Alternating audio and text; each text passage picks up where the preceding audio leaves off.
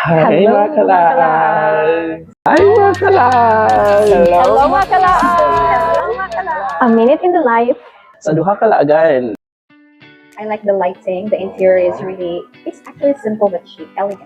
The salad. Yes, Oh, superb. Squid. Cooked Very to soft, perfection. and I like the sauce. Makes it even more delicious. The mga pork chop meat. It's so soft and tender. The Alfredo. I love I it. love Oh my god, it's already December 1. So you know what that Yes. means? It's Christmas month, I Christmas thought Day. it's already December to the next day. Yes. But of course, when it comes to Christmas present is always part of it.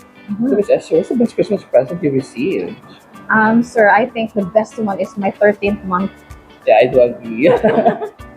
Ako naman, usually when I was young, I always received money from my godfathers and godmothers.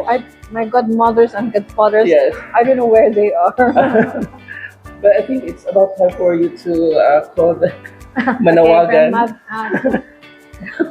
godmother, I'm here. Where's my Christmas Also now for Christmas. Where's my Christmas present?